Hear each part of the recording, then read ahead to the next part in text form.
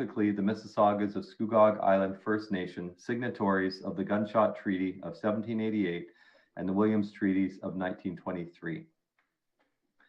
This land is and will continue to be home to the Indigenous peoples. Let us acknowledge the mistakes and traumas of the past through authenticity and support truth and reconciliation. Let us engage and celebrate Indigenous communities by being leaders of action in acknowledging the United Nations Declaration of Rights of Indigenous Peoples and the Truth and Reconciliation Commission's recommendations towards truth and reconciliation. Let us keep these principles close as we continue towards truth and reconciliation and as we move forward with kindness and respect as a community. Does any member of council have a declaration of pecuniary interest? Seeing none, moving on to the minutes. We have moved by Councillor Bauer, second by Councillor Crawford, that the minutes of the regular meeting of council held on February 22nd be adopted. Any questions or comments on the minutes? Hearing and seeing none, those in favor, please raise your hands. I see 5, that's enough, that's carried. Moving on to item question period. Mr. Clerk, have any members of the public requested to ask any questions under question period?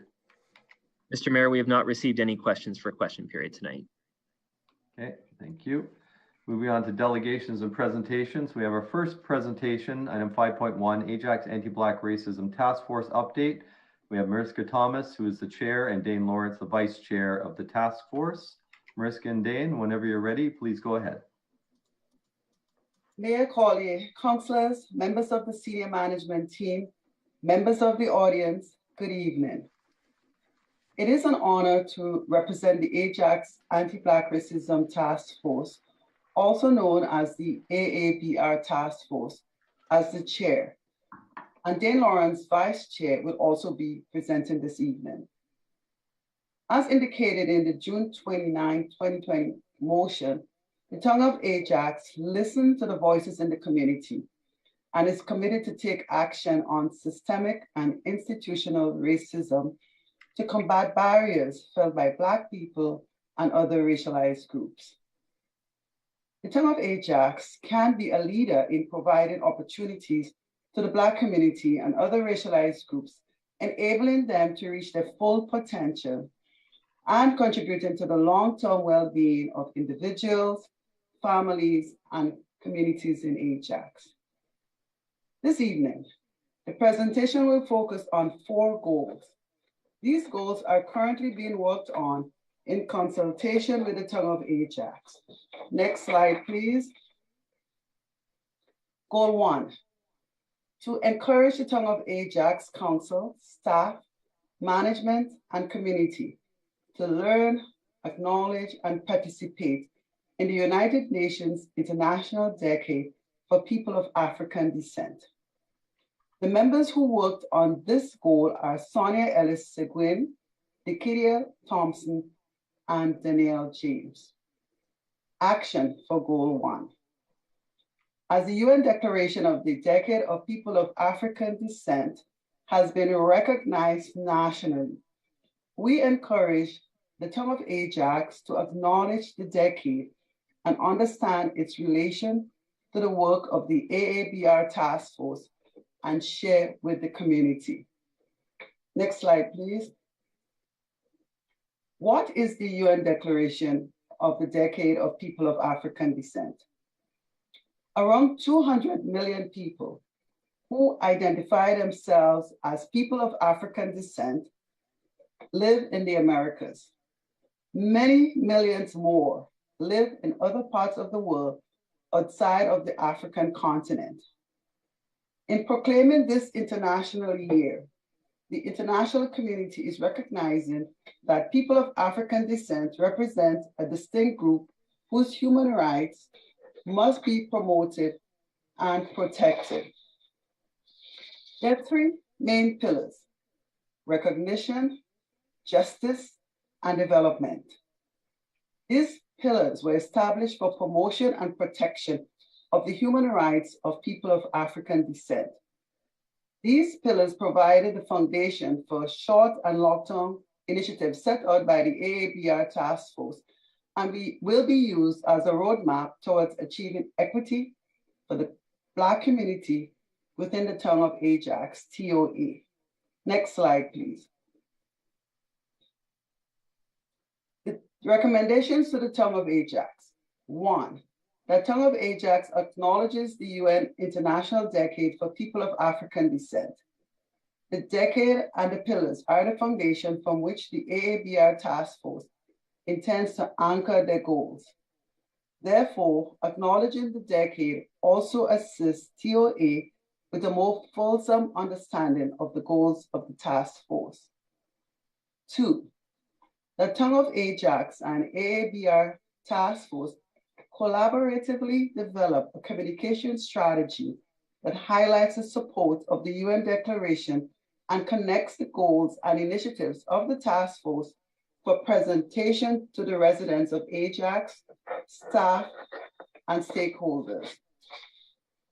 The communication format should include website, social media recognition, community newspaper, and letters of endorsement to all stakeholders.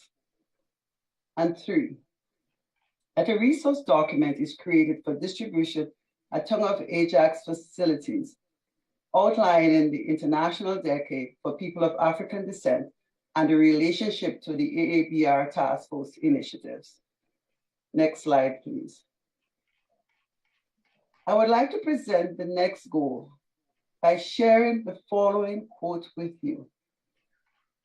Learning is a process whereby knowledge is created through transformation of experience, by American theorist David A. Cole.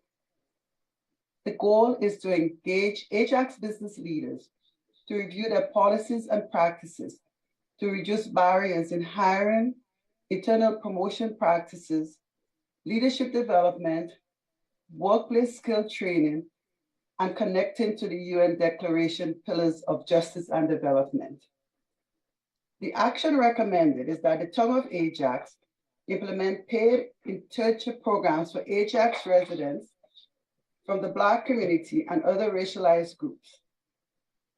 The members working on this goal are Kira Van Dusen, Pauline Vassell, Kevin Veneer, Monica Edwards, and I. We are also recommending that a higher percentage of the internships are allotted to the Black community, and here are some of the reasons. Systemic racism is disproportionately higher for the Black community and puts them at a greater disadvantage for job opportunities and promotion within the workforce. Statistics show that the unemployment rate for Black women and men was about 1.5 times higher than the rate for women and men in the rest of the population, but even higher for Black males. Statistics Canada 2020. Research data indicates that an internship program for Black students would allow Black people to know that they are valued and welcome at an organization, and will also increase the number of prospective Black employees and diversity within the workplace. Dane will now present on the benefits of the program in the next slide.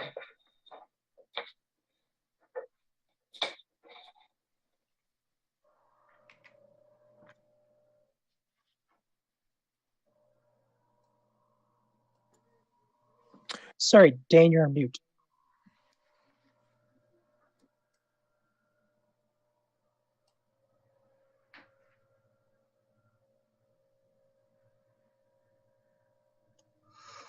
Apologies. Thanks again, Mariska. Here are some of the benefits of an internship program. I'll start with the benefits to the employer.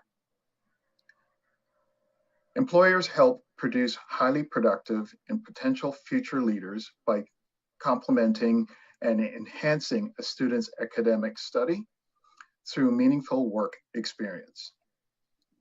Students are available for specific long-term projects or for a series of short-term projects. The student and the employer both benefit from participation in the internship program. The employer gains an energetic and enthusiastic and creative addition to their staff. As mentioned previously, the town of Ajax would be seen as ambassadors, leaders, champions by providing opportunities for Black and other racialized youth. There are many benefits to the interns. Some are providing students the opportunity to apply the knowledge they've learned in the classroom. Internship experience contributes to marketability, increasing the student's likelihood of receiving future opportunities by developing necessary skills in the professional environment, opportunity to work in different departments for career developments. It also fosters a spirit of mentorship and will encourage the students to be future mentors in the community. Mr. Mayor and councilors and council members, on behalf of the AABR task force, for these reasons and many more, we recommend the Diversity and Inclusion Coordinator work with the town to develop paid internship programs for Black and other racialized groups in the town of Ajax. Goal 3. Next slide, please. The next goal is linked to the UN Declaration, Pillar of Development. This group, the group members who worked on this goal are myself, Dane Lawrence, Camille Perry, Kira Van Dusen, Janelle Benjamin, and Talicia Boland. The goals and objectives: collection of Black-owned business for the town of Ajax.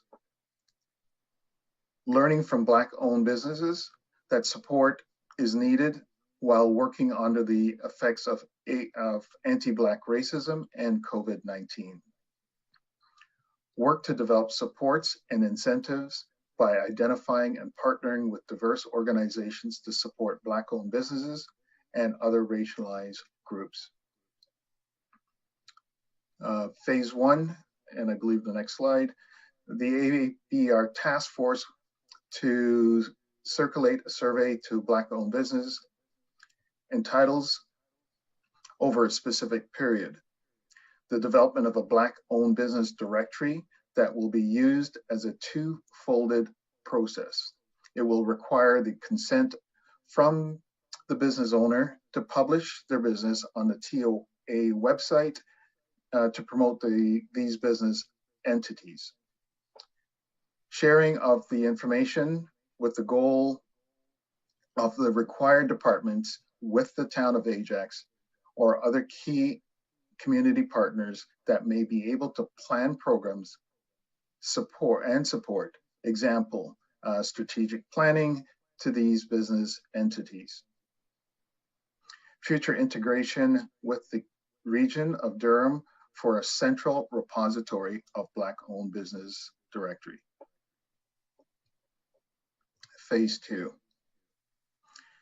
Analysis of responses to the survey by the AABR task force. This may require follow-up if answers are ambiguous or unclear. All answers to the survey must be kept in a secure format, and the establishment of the appropriate retention schedule for the survey results.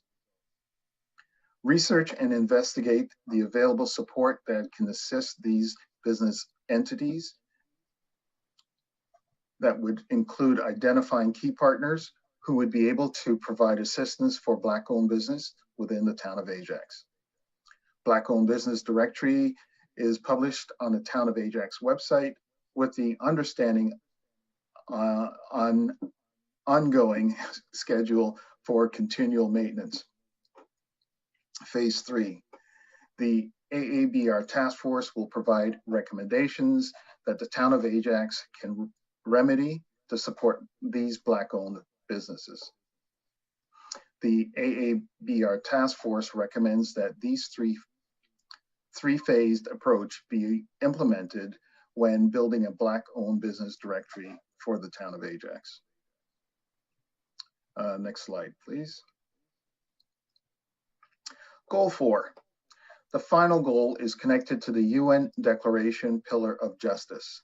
This goal is implementing a speaker series to educate the public on anti-Black systemic and institutional racism using multiple modalities, including a panel discussion. This speaker series will be presented through the Town of Ajax Diversity Exchange Program on the in partnership with the Ajax Anti-Black Racism Task Force. The members who worked on this goal are Keisha Facey, Sonia Ellis-Seguin, Pauline Vassell, Monica Edwards, Janelle Benjamin, and Nikitia Thompson.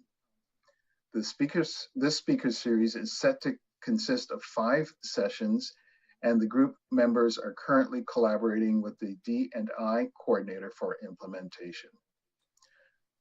Now back to Mariska. The AABR task force has been diligently collaborating on our work plan and are pleased to see these initiatives on the way. Outside of our work plan, the task force has been involved with other initiatives as well. Next slide, please. Since the official launch of the AABR task force in September 2020, the task force has 1, supported the body-worn camera BWC program being recommended for implementation in 2021 by DRPS. 2, delegated at the DRPS board meeting to provide feedback and recommendations on the DRPS action plan for enhancing trust and confidence in policing in Durham region. 3, provided feedback and recommendations to the town on anti-Black racism training for council. 4, provided comments to the D&I coordinator on the Ajax Shining Star Bursary program. And 5, coordinated a successful Black History Month live event discussing why it is important to celebrate Black history. I would now like to end this presentation with a quote from Nelson Mandela. He said, "It is in your hands to create a better world for all who live in it." To the mayor and council, together, we can create a better and stronger Ajax. Thank you. Any questions? Thank you, Ms. Thomas and Mr. Lawrence, for your presentation. I had to close off my my picture screen, so I didn't see a lot of hands. Did I have any questions from members of council? Okay, I saw Councillor Crawford. Go ahead, please. Thank you, Mayor, Your Worship. Through you to either Dane or Mariska. Thank you very much for some tangible ways that the town of Ajax can support the task force, for sure. I'm curious in the goals, the people that were part of developing the goals, do they form like a subcommittee? So for instance, the economic development one has a lot of like kind of tasks after the fact, like once your survey is done, gathering the information, then putting the directory together. So is it that each of the people who helped create the goal then become the subcommittee of that particular goal? Either one, doesn't matter who answers. I'll let Dane answer this one because he's on that group. Thank you for the question, Councillor. Yeah, it's each of us have a interest in seeing the Black business groups and organizations grow in the town of Ajax, and the committee is a subcommittee, and with knowledge of some of the challenges of the business that are out there. And yes, again, it is a subcommittee, and that's one of the reasons why we've isolated and grouped it in a way that would bring these ideas forward. So I know that I don't know if you're planning to stay on, because I know we have riveting meetings, so I'm sure you'd want to see the rest of our meeting. But we have our economic development plan coming forward in a couple of presentations, and out of one of those, we have a motion coming forward that is around the economic development roundtable. So I was wondering if there will be any representation from the task force on that particular committee, because I think that would be valuable for like continuity, can, you know, just the valuable information that you can bring to that particular table. Is that something that you might consider? Wasn't fully aware of the agenda, but thank you for the invitation. The one thing I can share with you is that economic development has been in touch with me personally. So I've had interaction with the staff there, and they've in fact put on a seminar for members of the Black community in the past few months as it relates to funding for the community. But again, it would be good to both hear the presentation and also do a follow-up with the parties involved. Excellent. So from your initiatives, I just wanted to let you know that the body worn camera was included in the regional budget. So that is going forward. That is great news to the community as a whole. And also I wanted to let you know that I did listen to your presentation with at the DRPS. Thought you both did an excellent job. It was well done. And bravo and congratulations on getting the task force name out there. So thank you for the opportunity to speak, Your Worship, and great job. Thank you. Thank you. Thank you. Any other members of council? Councillor Bauer. Thank you very much, Mayor. Thank you for this presentation, Chair Thomas and Vice Chair Lawrence. It was excellent. And I really commend you and congratulate you. This is a hard-working group. You can tell by the presentation with the dedication and the passion to get some things done and spread some awareness and education to the folks of Ajax and beyond. So thank you so much for that. I did, and I love your goals. I love them. I can't wait to see them succeed. So I just had a quick question on the paid internships. When you were doing your research, did you find that there's any municipalities in our region that offer paid internships like this program that you're proposing? Well, in the research we did, we couldn't find anything at the moment when we were doing the presentation. I think there's one in Calgary, but in Ontario, no, we didn't find anything at the moment. Okay, thank you very much. Very interesting. Thanks again for all your hard work. Thank you. Any other questions from members of council? Okay, not seeing any hands. Thank you very much, Ms. Thomas and Mr. Lawrence, for your presentation, and also it's a pleasure to serve with you on this committee. You really are doing a lot of hard work, and thank you on behalf of myself and council for your contributions. Appreciate it. Thank you, Mr. Mayor. Thank you, Mayor Coley and Council. Moving on to our next item, we have, let me go back here.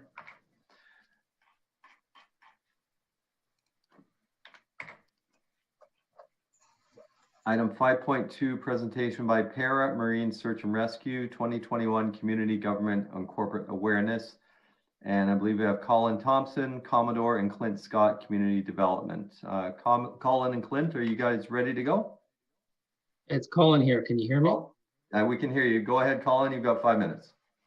Okay, thank you. It's just myself tonight. So good evening, everyone. My name is Colin Thompson. I'm the unit leader of Commodore for Para Marine Search and Rescue. I'm here to give you a quick update on some of our activities over the past year. Basically, for those of you who are not familiar with it, we're 50 years of service, plus service, started in 1967. A number of different milestones there you can read through at your leisure. However, last year I wanted to point out the fact that we made a name change to the organization to Para Marine Search and Rescue to better reflect the communities that we serve. And I'll touch a little more on that. As well, you can see on the right is a series of photographs of our past vessels and our current vessel. And that's key to the message I want to communicate a little later in the presentation. So in short, we have a plan. We're a group of volunteers, 50 strong, providing search and rescue, marine search and rescue for the western part of Durham region. We have a business plan. These are the 4 pillars, and I'll get into a little details for each one of these. In terms of management transparency and where our organization sits, we did some board changes last year, which I'd like to communicate at this time. Mayor Collier, for one, joined their board. Keenan Waters from Port Whitby Marina also joined our board. And more recently this year, Rhonda Mulcahy, Regional Councillor for the Town of Whitby, also joined the board. So we're looking forward to working closely with all these individuals. In terms of our STAR readiness, we have a number of we have 50 volunteers, as I mentioned. We train hard. We go through a series of training programs that are sponsored by the Canadian Coast Guard and Transport Canada. But we also work very closely with a number of STAR partners: Durham Police, Toronto Police, the fire services in each of the municipalities, paramedics, as well as the Air Force and the Canadian Coast Guard. So we have a broad series of skill sets and partners as well. This Durham Regional Report, I won't go through it in detail. However, given COVID, our community hours normally takes us above 8,000 hours to the community, but because we couldn't get out to our events, obviously that number is down. But what's of interest is the fact that the number of tasks that we have, or missions that we had, were up significantly. And in the next slide, you can see the fact 1984 is on the left, 2020 is on the right. And you can see that it's peaked up to 38, numbers we haven't seen since the late 80s. So given COVID, people were staying home, staycations, a lot of people turned to the water for their activities. And we saw a number of different types of taskings related to that. To give you an idea of where these taskings are, this is an image of Lake Ontario. The line to the right is Whitby. The line to the left is the Scarborough Rouge Valley.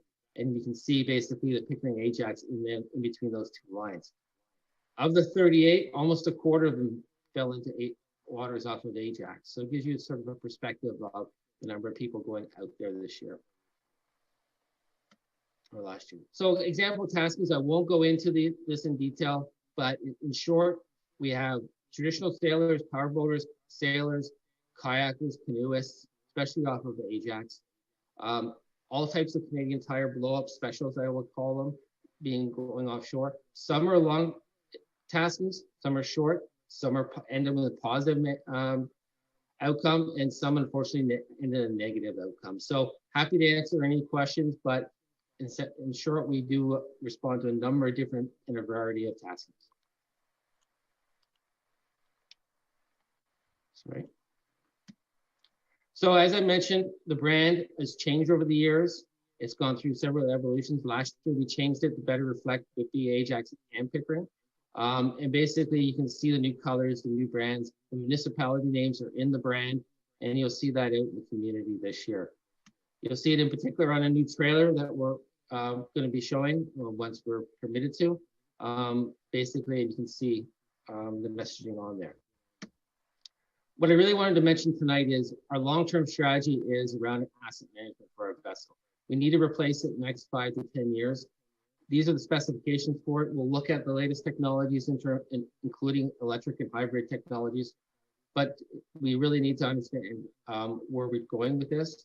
The price tag for a vessel of this purpose is approximately $1 million to $2 million, depending on the capabilities. And the other thing I wanted to highlight is, in particular around Ajax, if you see the map in the lower left-hand corner, the fire department can only get out about 300 to 600 feet. We can only get in because of the depth of water and the rocks in the water to a certain distance. That red area is what I call no boat land. Neither of us can rescue anybody in those areas. So it's something that any new vessel, we want to take into that account, that new nearshore capability. And finally, in terms of our funding, we're funded predominantly by Durham Region. We do get, you guys, our Town of Ajax also provides financial funding for us as well, which much appreciated, thank you. The other municipalities also contributed through grant programs. What I wanted to highlight to the right is basically the local economy is all the funds we raise essentially go back into that economy. One of our major vendors has just actually recently located to Ajax. So the idea here is to basically come up with a plan. And I want to say thanks for this town of Ajax for providing assistance from Cassandra Cruciano. She's helped us develop a plan, a fundraising plan, which I've just sent out to my board today to review, and so we can get some further feedback on that. We all also just recently joined the Ajax Pickering Board of Trade, so we're looking to expand our relationships through that mechanism as well. So at this time, I'd just like to say thank you again, and we're looking forward to your continued support. And I'll take any questions. Thank you. Any questions by members of council? Regional Councillor Dice. Well, thank you. Thank you, Colin, for your presentation. Just curious about the type of work that you do. Just from what I'm seeing over the recent years, we have a lot of people who are getting into a boat for the first time on Lake Ontario, not fully understanding, you know, how powerful that lake is and how strong the currents are. So I'm wondering if you're seeing that as well, particularly for kayaking and canoeing, those types of crafts. Yes, the number of small vessel taskings, if you will, has gone up. Small boats like kayakers, canoeists, a lot of new people on the water. People get their PCOCs, their pleasure craft operator cards, as the minimum requirement, but really it's an online course and really don't have no practical experience. Once you get outside of the bays of Pickering and Whitby, the lake can get rough, and we've been called out in late October looking for folks where the seas are quite rough. So a lot of it, as we get back into the community, will be around marine safety, boating safety. That'll be our messaging to help educate those who are not that familiar with it. So is that something we can share on our website to help inform people about the safety issues on the lake? Because there are more people down there, as you know, with COVID. Yeah, in fact, definitely, I can work with your team to provide some content in that regard. I also just recently became a kayaker myself, and I see that kayakers are coming out of Ajax Rotary Park at this time of the year, and the water is very cold this time of the year. Yes, so we got to, and none of the rescue vessels are currently in the water, so ourselves and Durham Police are not available to assist if they get into trouble. That's good to know too. Thank you very much, and I think that's something we should perhaps look at. I appreciate that. Thank you.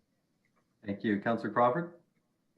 I have no question, Your Worship. I just wanted to thank the men and women that are involved in this and the service that you give, and that it is a volunteer basis. And I sincerely hope I am never in need of your services. But thank you for the work that you're doing. Really appreciate it. Thank you. I'll pass that along to the team as well. I think you speak for all of us on that. Any other questions from members of council? No. Very good. Thank you, Colin, for your presentation. Please pass on our regards to everybody on the force. And I'm glad that Cassandra is working out and we're able to assist you as far as putting together a program for the new vessel fund. So keep in touch. Thank you. Thank you. Moving on to our next presentation, item 5.3, the Economic Development Action Plan. We have Lauren Millier from MDB Insights. Lauren?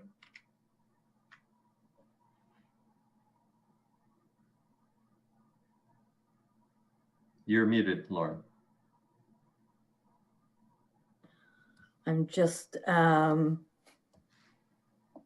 to pull the presentation up. Thank you. Well, thank you very much. I very much appreciate being here this evening. Some of you may recall that this work on behalf of the municipality began in 2019, and we concluded our work primarily in February 2020, just as COVID-19 took hold across the province and the country. After a bit of a pause on the part of most municipalities, we revisited this plan with staff and made some adjustments to it to reflect the work that the municipality had undertaken and is undertaking as it relates to COVID-19. Just before we move too far into the presentation, I do want to acknowledge, because it has been a particularly interesting year, the project team that assisted with getting this document over the finish line included Don Terry, who took over, I believe, in May of 2020, as well as the balance of the Town of Ajax economic development staff. All had a hand in ensuring that we were as current and relevant in our recommendations as possible. Jeff Romanowski from Planning and Development Services was also an active participant, along with our team, as well as representatives from Queen's Executive Decision Center. Many of you would have participated in our focus groups back when we hosted those. And we also had a member from Metro Economics assist with preparing population and employment projections for the town as well. As part of the process, when we undertake this type of work, we try to answer 3 questions on behalf of the municipality. The where are we now? The where do we want to go? I'm just going to put this at full screen, bear with me. Where do we want to go, and how do we get there? And in terms of the where are we now, obviously everyone can appreciate that we would have done a substantial review of available background materials. We look to update the municipality's economic performance, its business performance, as well as all of the relevant market trends that were impacting the growth of the local economy. Where do we want to go is informed by a considerable amount of public and stakeholder input. This was done through interviews. It was done through a community survey, as well as a business satisfaction survey, and a number of stakeholder workshops. All of this culminating in what we call a SOAR assessment, which is the strengths, opportunities, aspirations, risks, and results. The how do we get there phase now takes into consideration some of the best practices that have been emerging across the country, as well as elsewhere. And this in particular was focusing a considerable amount of time and energy around how municipalities were immediately adapting to COVID, and then over the next 6 or 8 months, how they were adjusting accordingly. There's an economic vision reflected in the strategy, as well as a detailed action plan. The report itself has also been presented to your senior management team, and they have also had an opportunity to provide input and some broad direction with regards to the overall shape of the plan as well.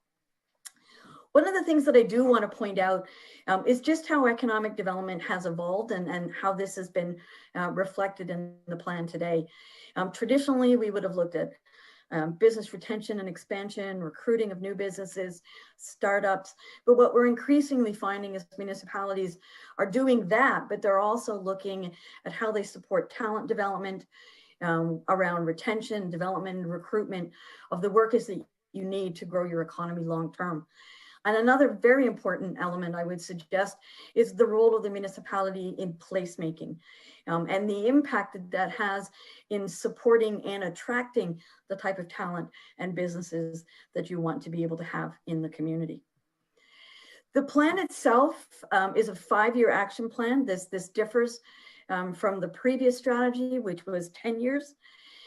This time around, there are 4 goals and a series of related objectives that underpin those goals, and then a very detailed action plan associated with each one of the goals and under each of the objectives. I don't propose to go through this in great detail, but suffice to say what we've done is build on an action plan that attempts to position Ajax as a leader in business retention and expansion. It supports innovators in business incubation and workforce development. It also looks at how the municipality can act as a supporter for attractive place development. And it positions the community too as a champion for organizational readiness to support growth and development.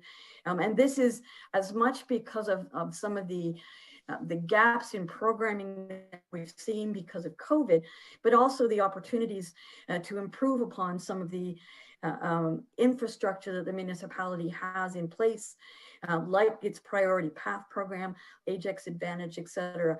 How do we need to adapt these for the next 5 years and beyond?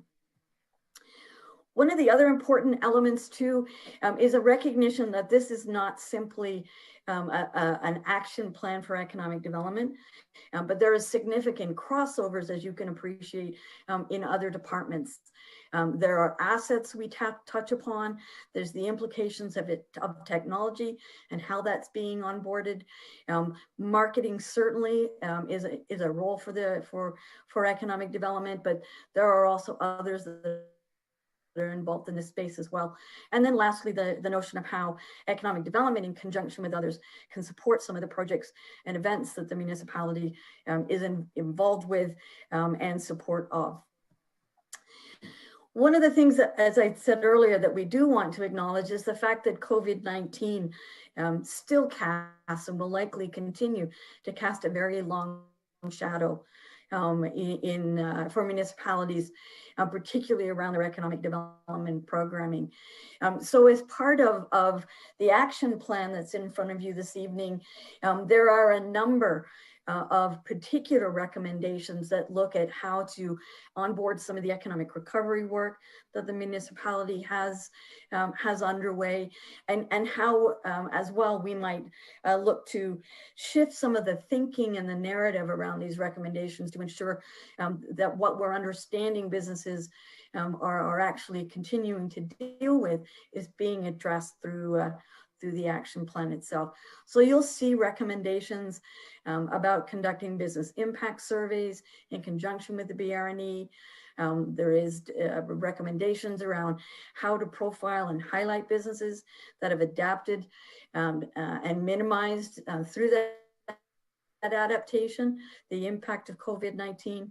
And I don't propose to read it all, but I'd also want to highlight too, to ensure that businesses continue to have access to the type of financial support and recovery efforts that not just the federal and provincial governments have underway on their behalf, but what financial institutions are doing, as well as how other agencies and organizations in the municipality continue to support that. With respect to the goal of being an innovator in business startups and workforce development, again, one of the primary issues I think that's every municipality is trying to come to terms with is the challenges with regards to available bandwidth, and what that means, not just in a residential context, but what it means for businesses. And whether you're urban or rural, certainly rural areas are struggling a little bit in a much greater way, but we're also discovering this across our urban areas as well, where we simply don't have the range of bandwidth necessary for businesses to online or operate some of the e-commerce initiatives that we've seen begin to emerge. In terms of being supporters for place development, certainly some of what's been suggested in the plan looks at how the municipality can integrate innovative economic development tools, and whether that is a range of short-term initiatives that the municipality could be supporting, or it could be things like looking at community improvement plans and making a determination around how much more progressive you could be with those tools as a way to support business development and business growth, particularly around some of the issues that we know businesses are struggling with in workforce attraction, attainable and affordable housing, et cetera. The last goal with respect to functioning as champions of organizational readiness to support growth and development. This again is looking at how the organization can onboard innovations implemented during COVID-19 as longer term objectives for the municipality. So some of the tools that have been used to assist business, like Ajax Advantage, and some of the more competitive elements that have been introduced through the COVID-19 experience, we're suggesting that some of these part of the umbrella now in terms of the programming that your economic development team is delivering. I'm going to pause there. I believe my time is up, but if there's any questions, I'm more than happy to address any of them. And I know I have some staff support here as well, if need be. Thank you, Lauren. Members of council, any questions on the presentation? Councillor Crawford. And then Bauer. I had a question around when I first came onto council, we received a designation called Competitive Ready.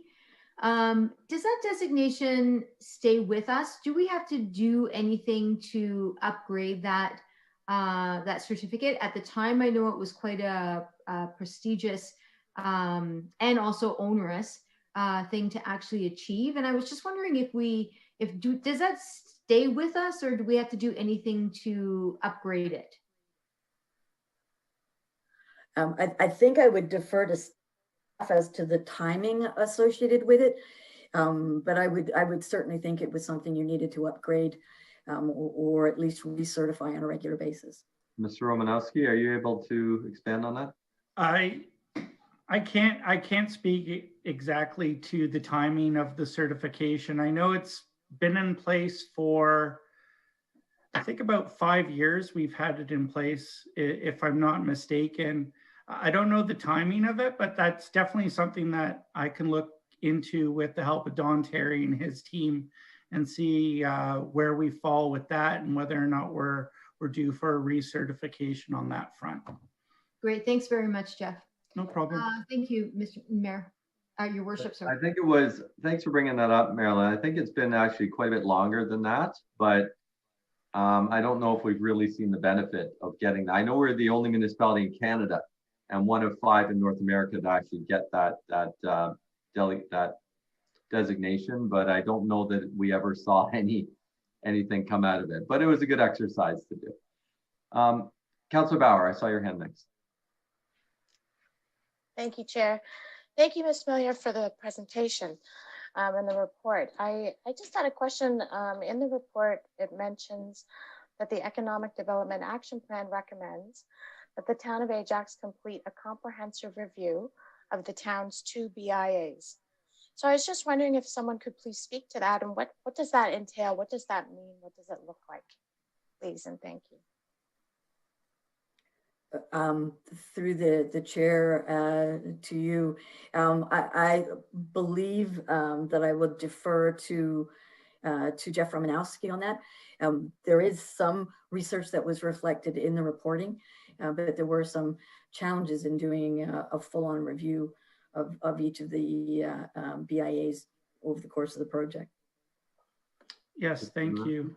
Yeah, thank you. I think Don Terry's on. Don can definitely speak to this. I know he's been engaged with the BIAs on a number of fronts, and he might be the one that may be able to most eloquently kind of frame or answer that question with regards to the BIAs. Don, if you're on, if you could jump in here and help answer Councillor Bauer's question.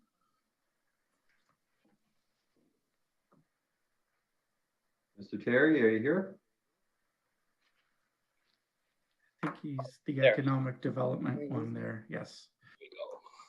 There. That was a pretty eloquent start, wasn't it? What I can't say today what that review would look like or when we would start it.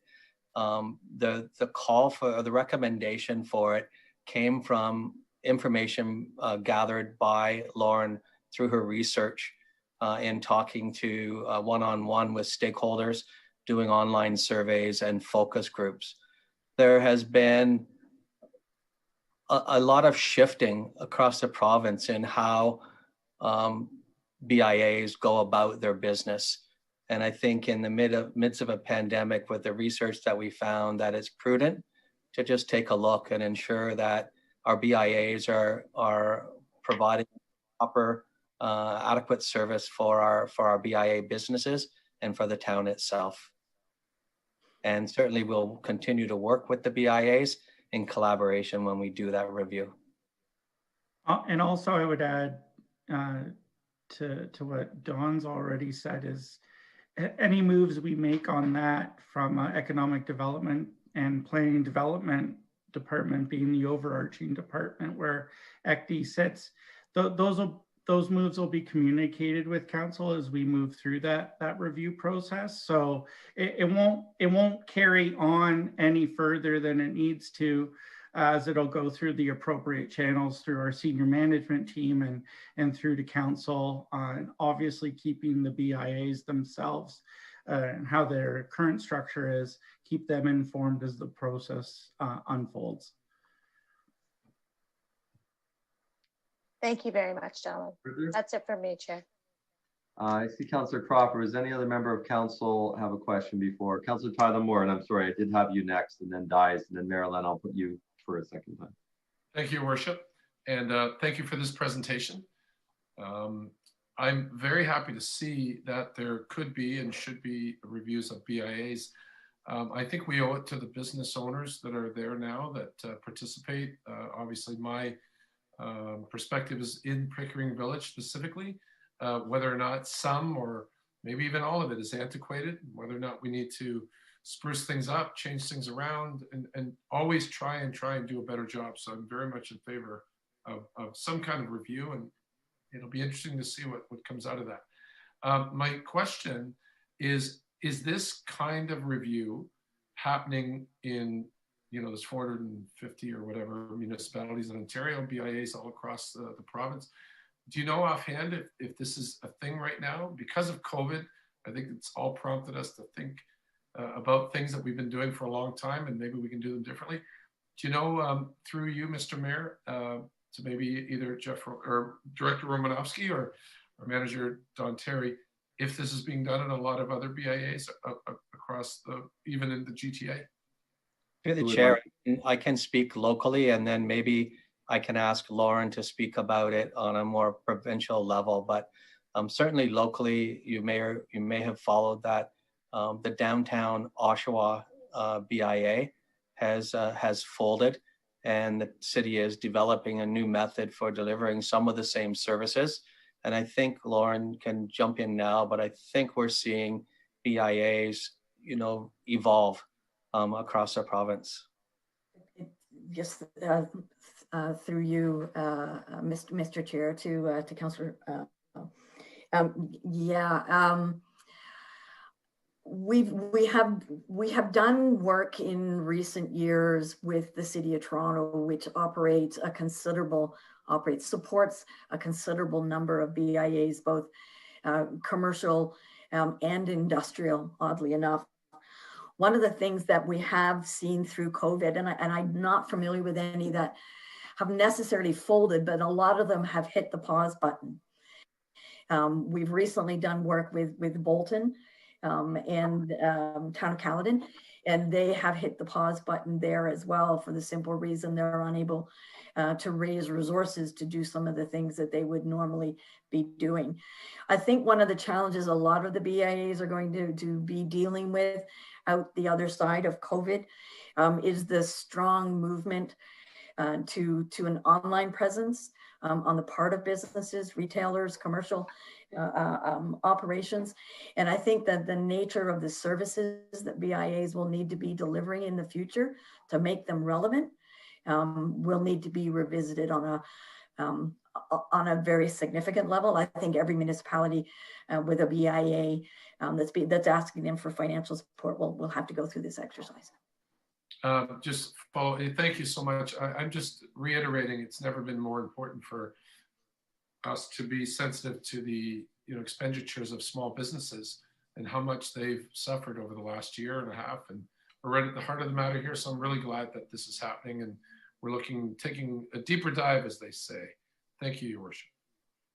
Thank you. Councillor Dies, you were next.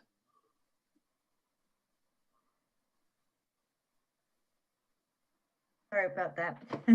Thank you very much. And thank you for the work you've done on this. There's a lot of information here. And I thought it was really interesting when I read, you spoke to actually the role of placemaking, which I think is very, very important. and to attract obviously residents and also businesses that relocate. That we talked about too in the report, it was how young people today want to, you know, live maybe in an intense, where there's intensification, it's close to public transportation and without a car. And that's a different way of thinking for many people who live in the suburbs because we're so dependent on that. But I have seen that firsthand in some of the community meetings we've had about development of high rises. And it occurred to me it's an extra cost to them.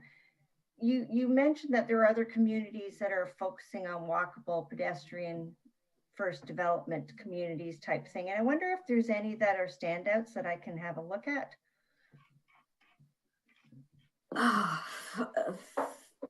Through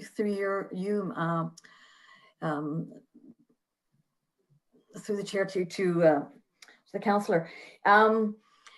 Standouts. I think two communities come to mind across the GTA because they are making such an effort to create what I'll call central cores in the absence of one.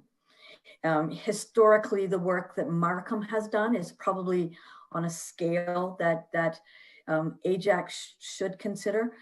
There has been considerable effort to intensify around what they've deemed to be their central core area. And again, where there wasn't one before. I would also look on a different scale at the work that the city of Vaughan is doing around the Vaughan Metropolitan Center. And the reason I single out Vaughan is because it has TTC subway stops now. And knowing some of the conversations we've had in Ajax around how to leverage the GO train infrastructure in a more significant way.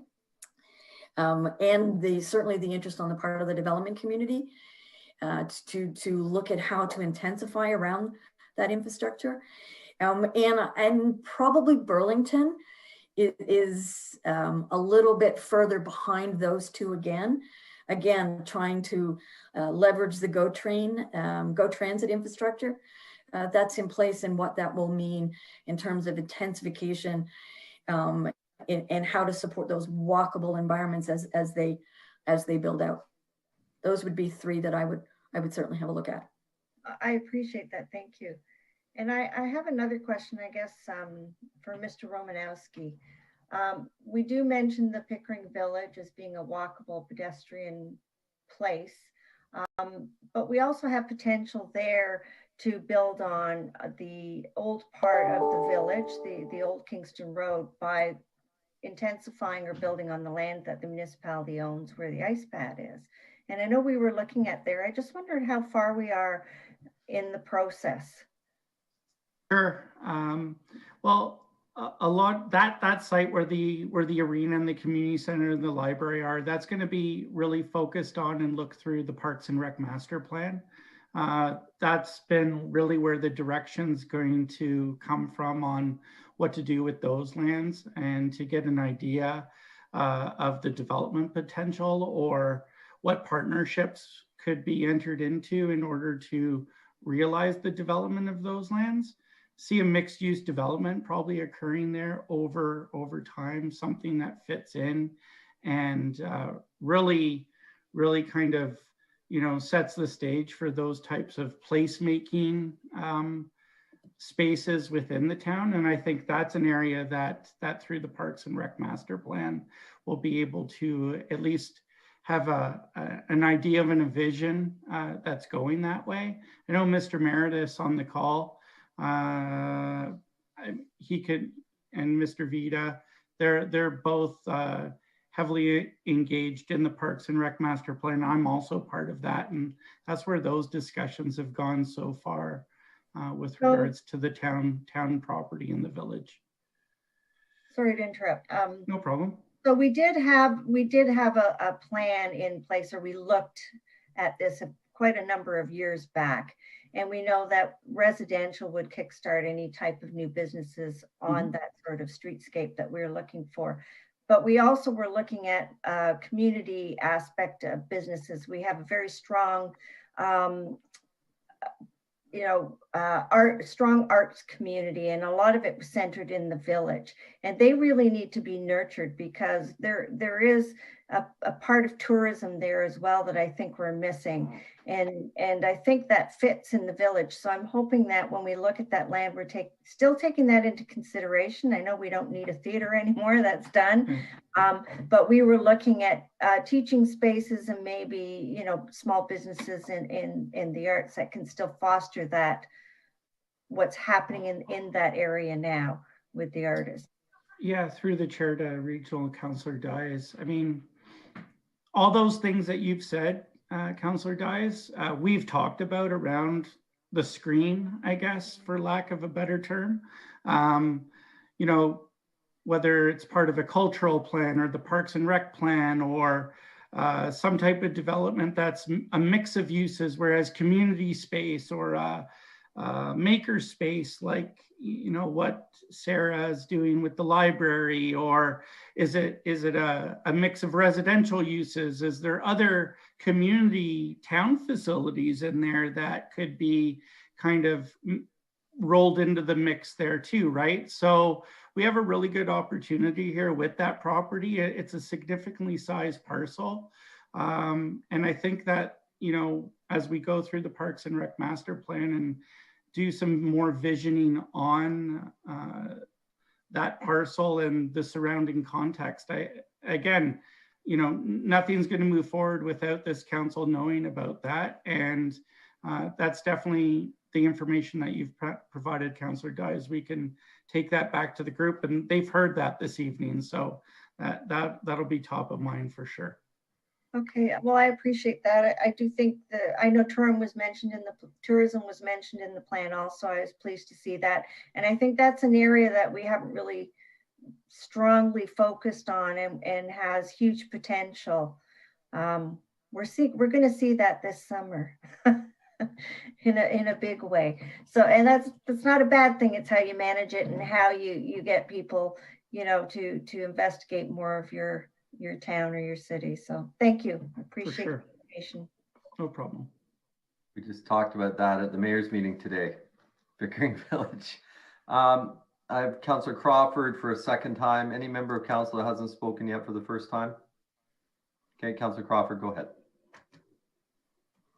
Thank you for letting me back in. I'm curious, Ms. Miller, through you, your worship, to Ms. Miller, around your comment around Markham being the example of a walkable community. Where exactly would we look for that?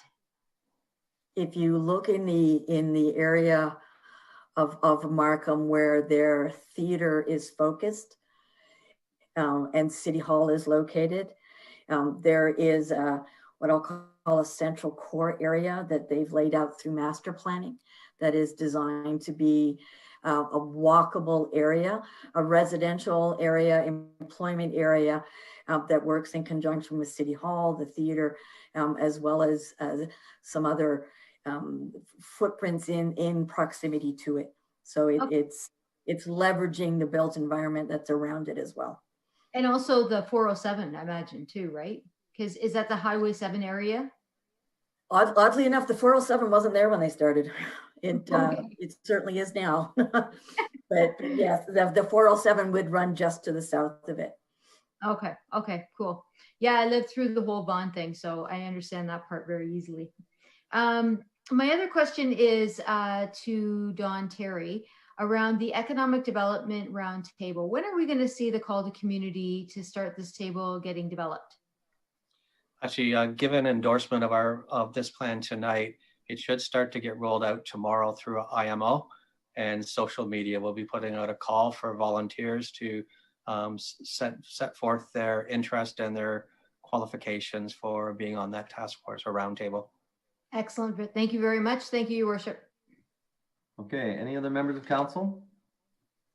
I don't have so much questions as just a couple of comments. Just going through, I'm glad you identified to our downtown servicing and that has been a major issue. You do point out that office development, one thing that I've heard from developers is that office space is something that they're not real willing to build, but you speak specifically to this lack of commercial office space was cited as a missed opportunity, which I agree, absolutely. And I've been talking about that this whole way through. That's why I'm such a strong proponent of mixed use.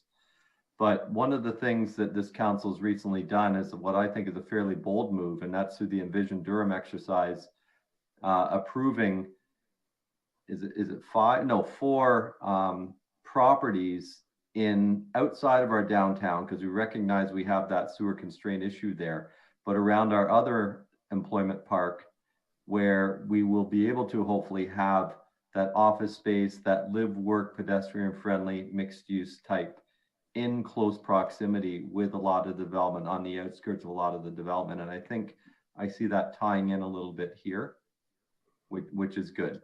I think that reinforces our decision a little bit. So I was glad to see that. And if there's no other questions, thank you for the report. Thank you for the presentation. And I wasn't going to bring it forward to be dealt with now. We'll deal with that in just a few minutes, but that ends our delegation. So thank you very much. Thank you very much. Let me move on to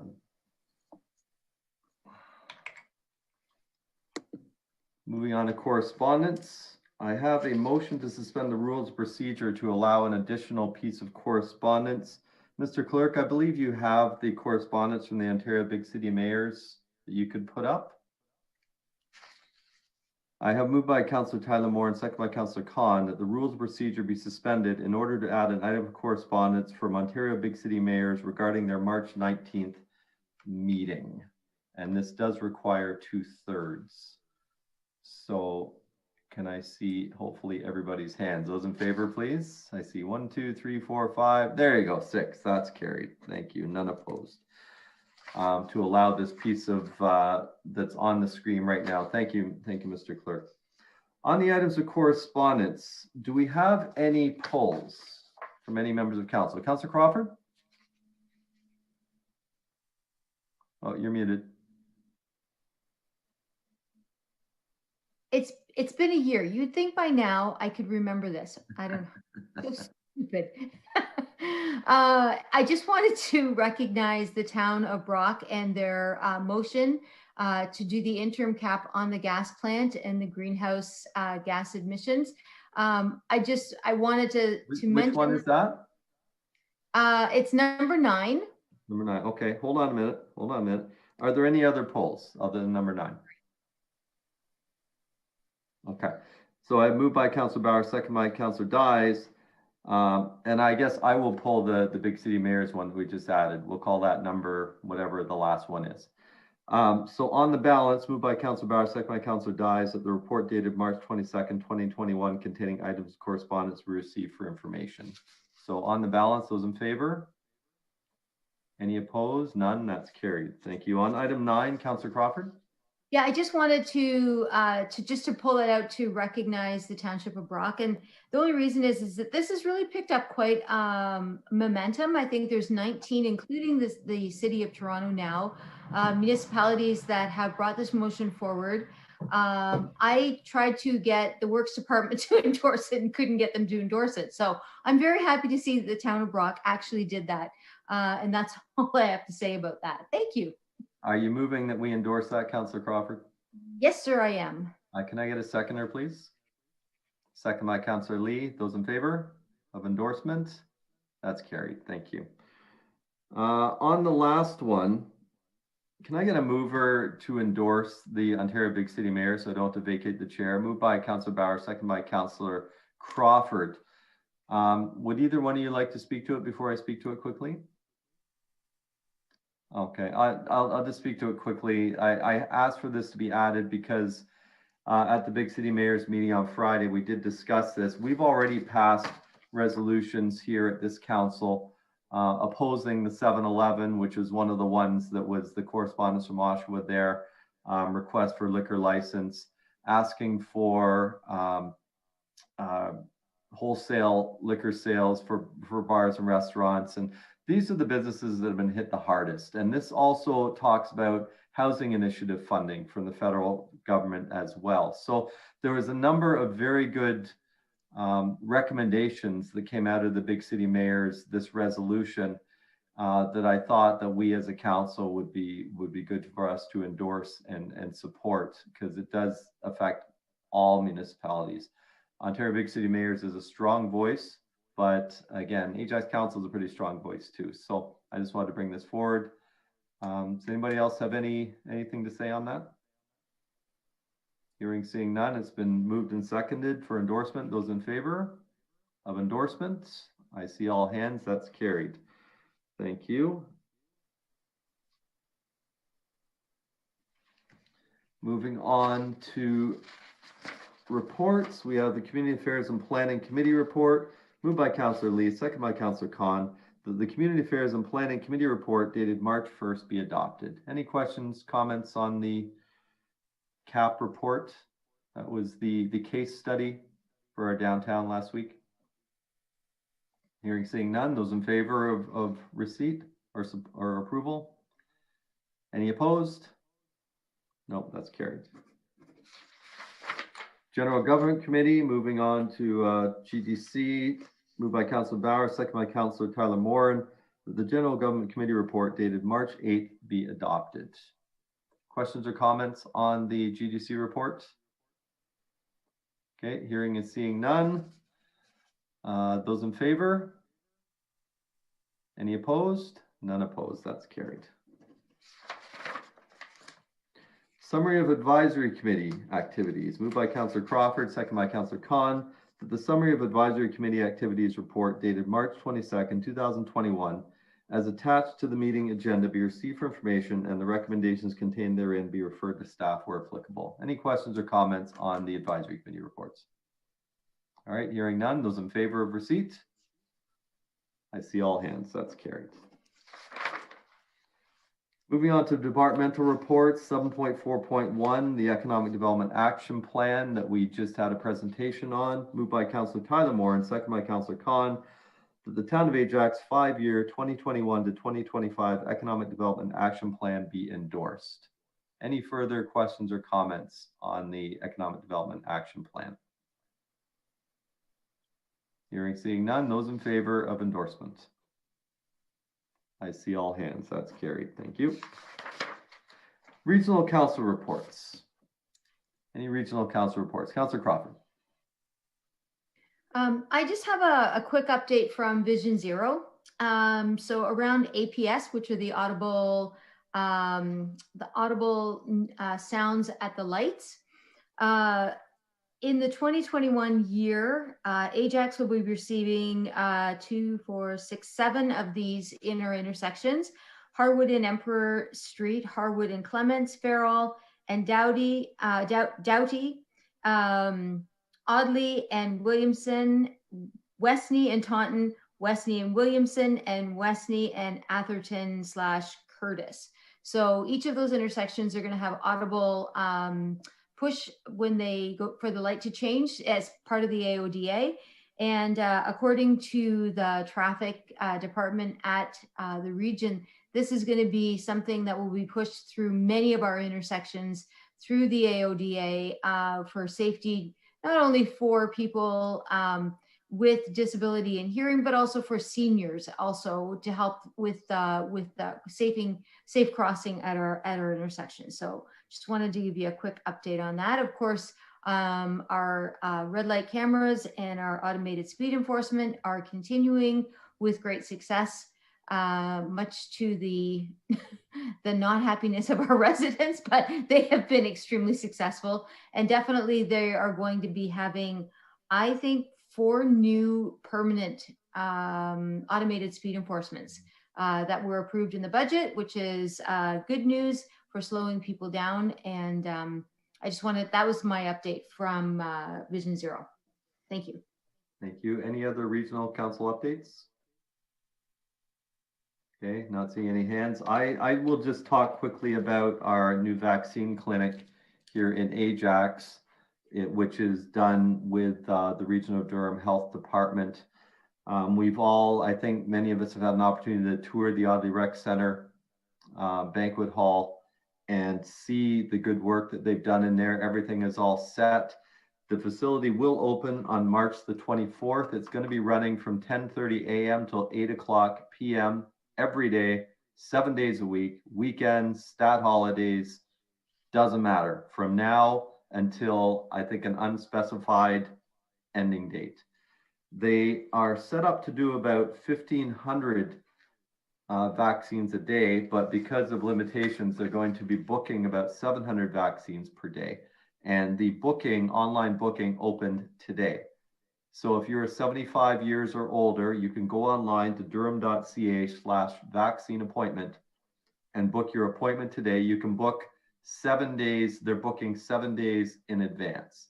So you can book 7 days in advance. And we just found out, it was pointed out by Councillor Lee, that the nearest bus stop was quite a distance away. So I reached out to DRT, and just let me pull up this from Durham Regional Transit. We had good news today. So as a follow-up to the COVID vaccination clinic at the Audley Rec Center and my email, Durham Regional Transit on-demand service will be available from any DRT bus stop in Ajax. Will take you directly to the Audley Rec Center for any resident in Ajax during clinic hours. So from 10:30 a.m. to 8 o'clock p.m. Customers will be able to use the app. There is a DRT app available at the Durham Regional Transit website, or they can call and speak directly with a booking agent at 1-866-247-0055, and regular transit fares will apply. So that should really help out those with mobility issues and need to get there or can't get a ride. Just one notice, you will, since it is a bus, you will probably have others on the bus, but distancing and all that will be done. And the other thing was, at the finance meeting, we did approve, at the last regional council meeting, we did approve the 1.98% tax increase at the region. And I don't remember how much that is for the average household, but that was approved, and that was the main item of our last regional council meeting. And any questions on regional council reports? Councillor Lee. Could you just repeat that phone number one more time? We have our board meeting tomorrow at Bears. Yeah, I actually can send this out to you as well. I've given all this information to staff and asked them to put it out on all of our social media channels. So that should be going out publicly, but it's 1-866-247-0055. And it's durham.ca/vaccine appointment to book. And just again, thanks for looking into that. You know, I know it's only 600 meters from the nearest stop, but especially if it's 75 and up, that's quite I'm 39. That's a long trek for me. So we really appreciate that. Well, actually, the nearest stop is right there at Williamson and Audley, but because of COVID and because of reduction in services and on-demand service, that route is not running right now. But yeah, good call, because that's not something that I had thought of. So we got on it right away, and I'm glad that we were able to make the changes and get that done. If there's no other questions, I just have a question for Councillor Crawford, and it's to do with the automatic speed enforcement. And I'm very excited that it's going well, and I can't wait to bring it here at Ajax. But what I would like to know is, when is the region going to share their data with us? Because, you know, they've been operating for a year. They've been very successful and have expanded their service. But the City of Toronto, the region of Durham, nobody seems to want to share their data with us, and we need that data for our program. Okay, so that's not a problem. They're not keeping a secret, so it's not secret information. But I will say that I've mentioned to Stephen numerous times that with our police chief coming to Durham region, our regional meetings, there seems to be some confusion as to who's responsible for the automated speed enforcement. Most councillors believe that is the police, and it's not. It's Durham region, which is odd because we actually endorsed it. But anyway, so they are going to be making more presentations to council, whether through updates in the works minutes, or actually sound bites that will just be coming to the Durham Regional Council. So again, I can certainly try to get that data from you 100%. Are you looking just for Ajax data? No, actually, we've been part of the projections that we've been given on our reports in Ajax have used projected estimated costs. Oh, as well as the number of tickets. And you know, I would like to know what the actuals are. And I think after a year-long pilot and the fact that they've been very successful and are expanding, they should be able to tell us how, you know, why they're basing that, like why they're making that decision, and what the actual costs are, because we're estimating court costs being very high. Are they? I don't know. So, well, that's hard to tell because during COVID, a lot of the courts were closed, right?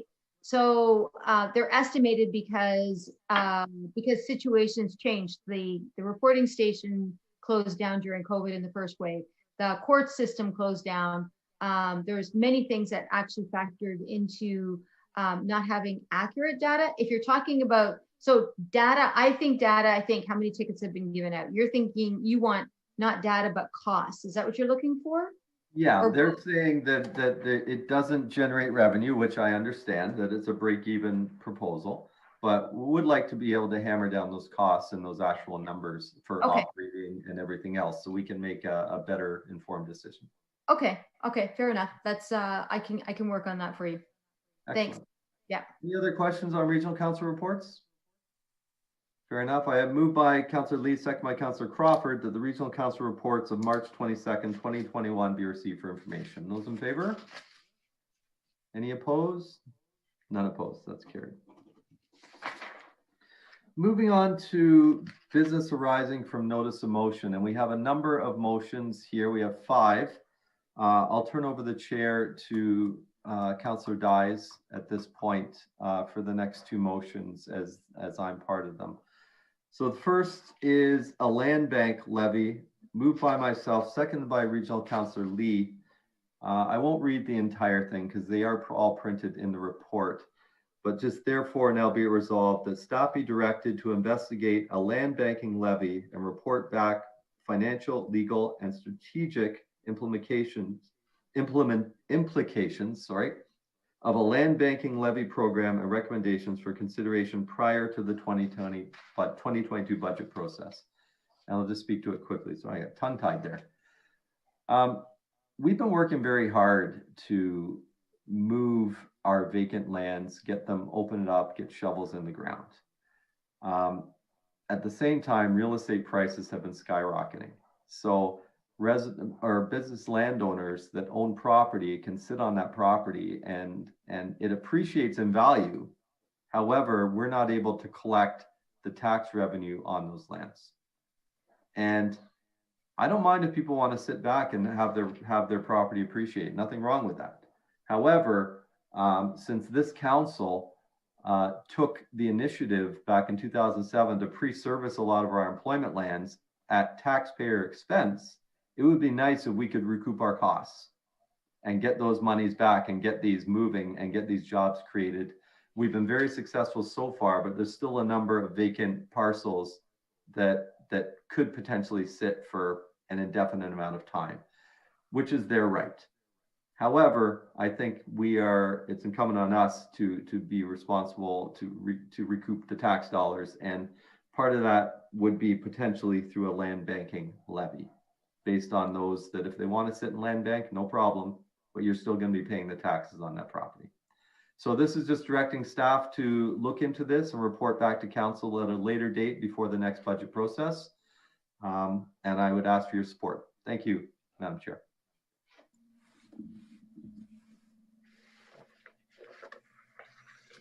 Okay, Regional Councillor Lee.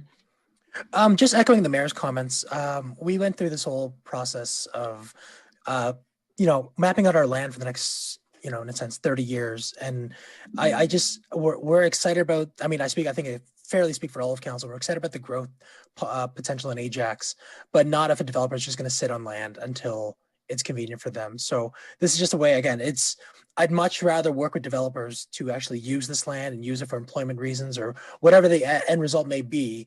But if they insist on sitting on it, then this is just a very small price to pay. But I think hopefully this will encourage developers to kind of re-examine their priorities and re-examine how they can fit within Ajax. We have a planning and ECD department who's chomping at the bit to work with them. So hopefully this sends a really positive message to those developers. Thank you. Are there any other questions or comments on the motion? And I can't see everybody, so if you have a question, just yell at me. Okay. All in favor then? In favor. Any opposed? Okay, Hey. that's carried. Thank you. Thank So you, everybody. The next is to do with the Hunt Street to Westney Road extension, and we've spoken to this extensively. Okay, I'll just read the therefore first.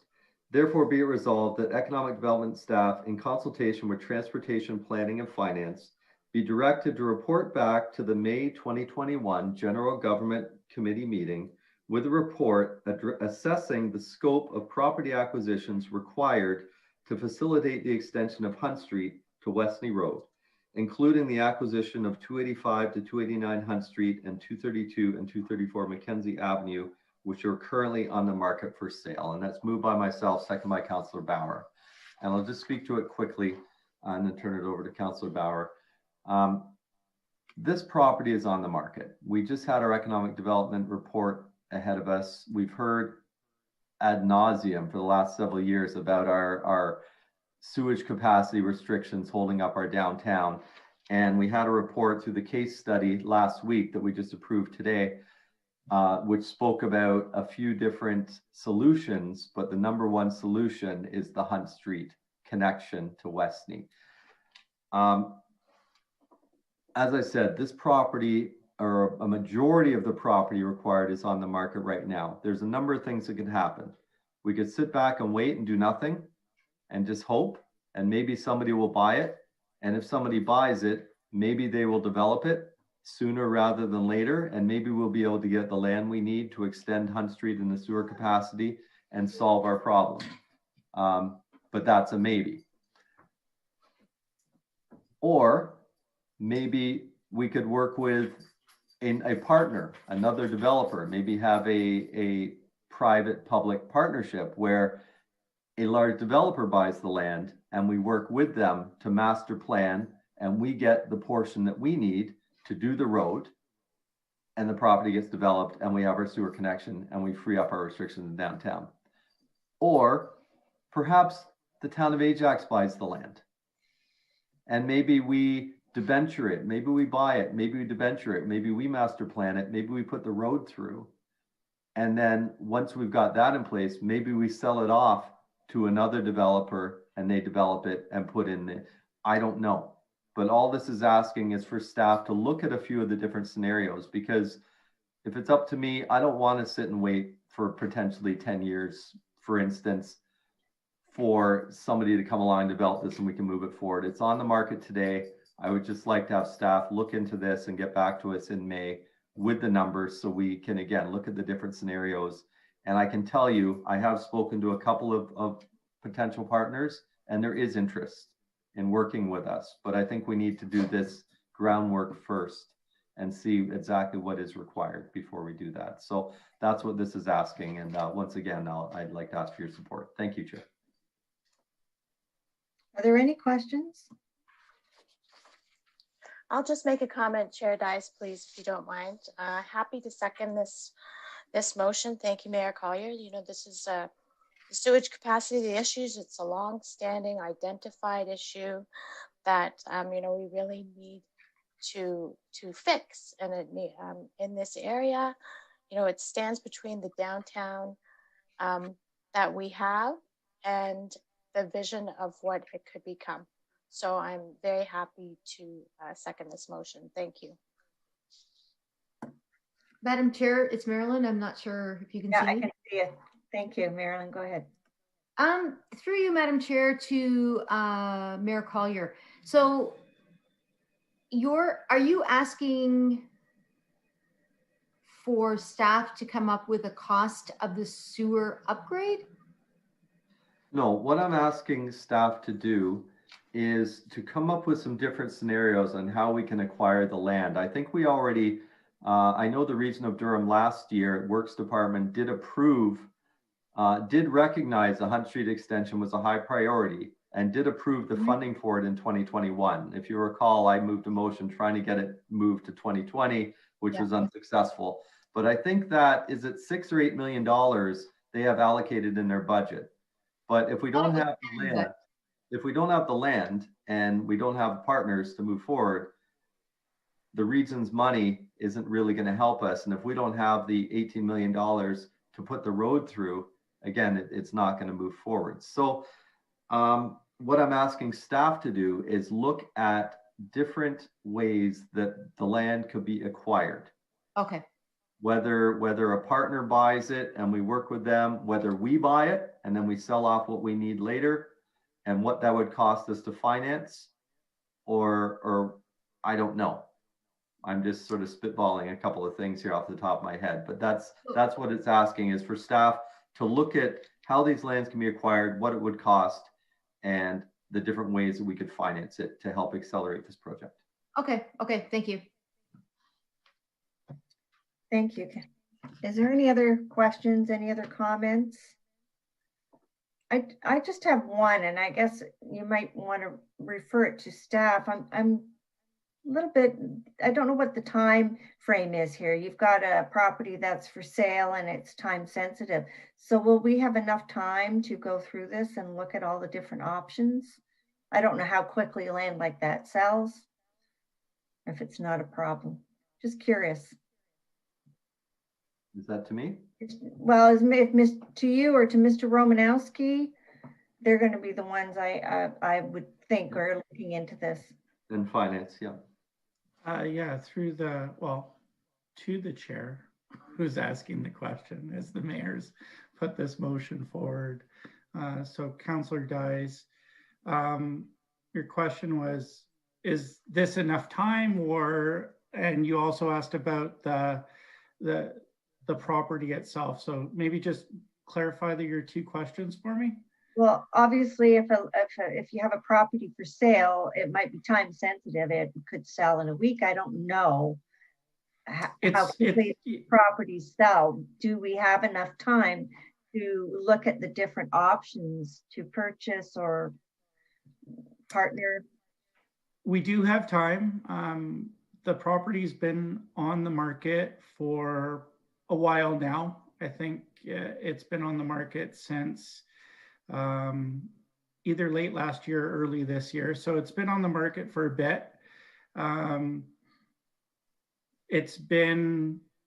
We've been in discussions with several, I guess, tire kickers, people looking at purchasing the property that came to us through CBRE, who's the listing agent of the lands.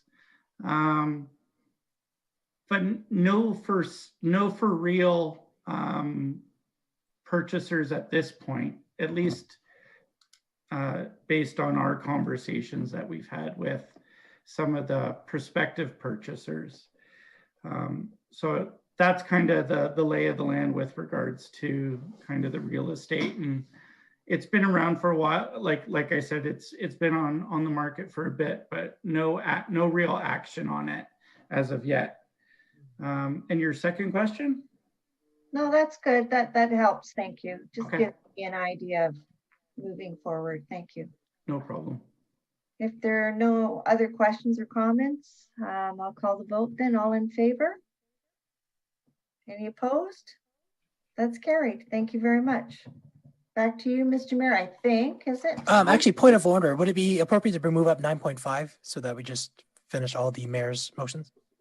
I think Councillor Lee, since we're both on this next one, I agree, moving up 9.5 next would probably be appropriate. And then we just go to the Dies-Bauer motion at the end, if that's okay, Councillor Dies? That's fine with me. Okay, we don't need a motion for that.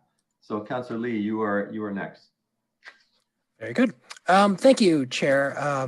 This stemmed from some of the conversations we were having with our diversity and inclusion coordinator, as well as conversations we've had at the region, and just an ongoing conversation regarding equality and best practices and what we can do as a municipality to ensure that we are practicing what we're preaching. We just had a very in-depth conversation regarding with the Anti-Black Racism Task Force regarding some of the steps they hope we can take. And I thought this was a very easy one we could take. So this motion in a sense asks that our HR present to council by May just some of the modern process improvements and upcoming initiatives they have in terms of ensuring that we become we maintain to be an equal opportunist employer. And so that's what this motion is. I would appreciate all of council's support on this. Thank you. Mayor Collier, do you have any comments? I'm just very quickly, I'm happy to second. I mean, it was obviously, I think this is a no-brainer. We need to be, this is one of the areas we need to be looking at. I have been criticized at some of my open houses about why, you know, people will say, when I walk in a town hall, some of the staff doesn't represent me.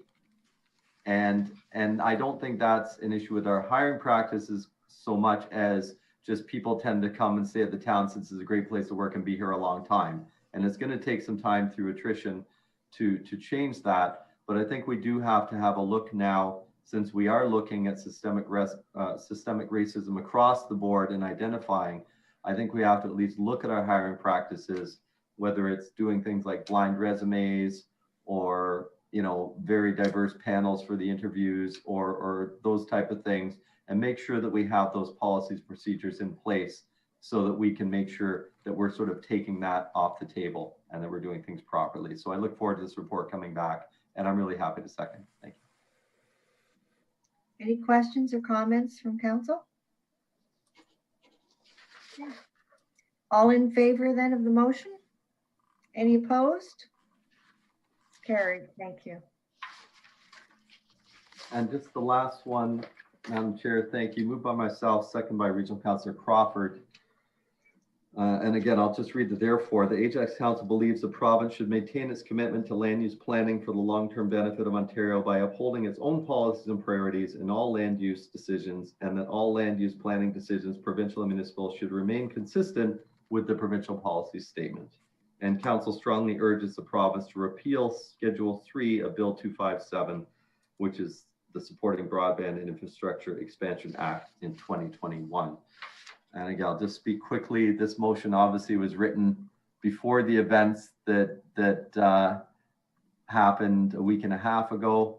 A lot has happened since 2 Fridays ago, when the provincially significant wetland in Pickering was taken off the table, thankfully.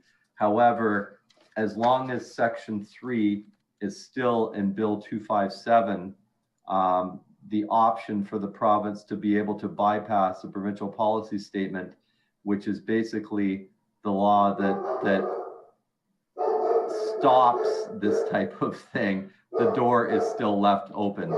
So I think it's important that we still send this message, even though the immediate threat in our backyard or our side yard, I'll say, is no longer an issue. I'll have to close my door, sorry. Is no longer an issue right now. I think it still is incumbent on us to make sure that we send that message to the province that we want that taken off the table. And that's what this does. Thank you. Thank you. Okay, is there any other, I'm sorry, do you want to speak to that? I can't, I've got the wrong screen. Councillor Lee, what's up? Do you want to? Crawford. Sorry, Councillor Crawford. Yeah, I just want to say I can't tell you how happy I am to support this and second this motion. I have learned so much about different levels of government in the last 2 years that it leaves me screaming into my pillow. The fact that that they sneak things into legislations that has nothing to do with what they're doing, it drives me nuts. So I cannot be happier to support this motion. Thank you very much for including me in it. Thank you. Any other questions or comments?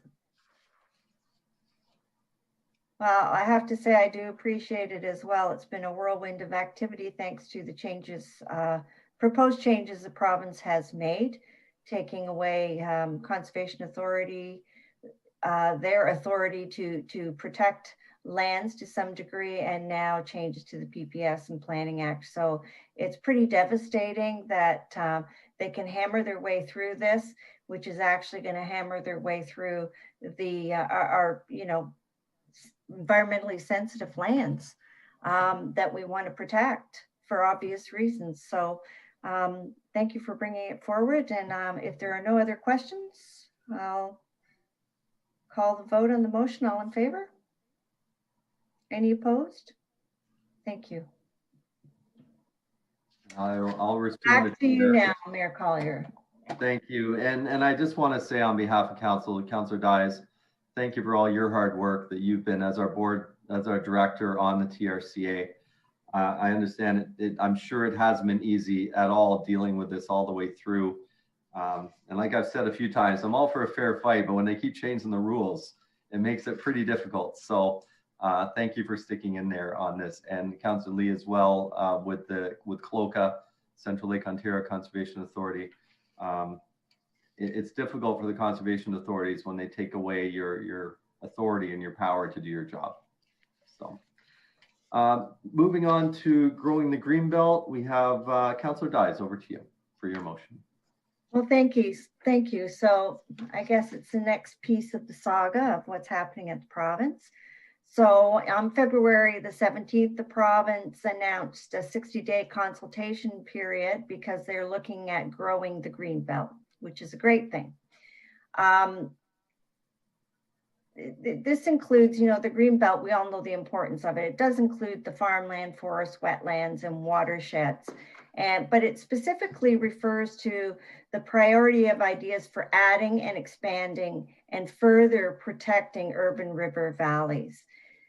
It was implemented, the Greenbelt, in 2005 to specifically protect watersheds and agricultural lands. And the headwaters of our Carruthers Creek is in the White Belt, completely surrounded by Greenbelt. So White Belt is land that has been set aside for future development until 2051 when they reevaluate it.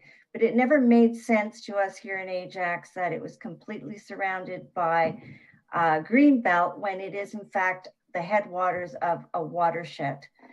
So here we have an opportunity once again to make comments to the province of how the town of Ajax would like this protected in the Greenbelt. It's critical. The TRCA, or Toronto Region Conservation Authority, recently completed their Carruthers Creek watershed report. And, you know, developing the headwaters of the Carruthers would have a serious risk on people and their properties and the infrastructure surrounding that. It would increase the risk through flooding by 77%. That's a huge amount. And when that happens, when you start to develop also on these lands, because you're going through rural Greenbelt lands, you also have to put infrastructure in, like water, sewage, you know, wastewater management, all that kind, or stormwater management, those kinds of things that cost money. It's huge infrastructure, but the burden of that infrastructure to maintain and replace and look after it is placed on the taxpayers here in Ajax.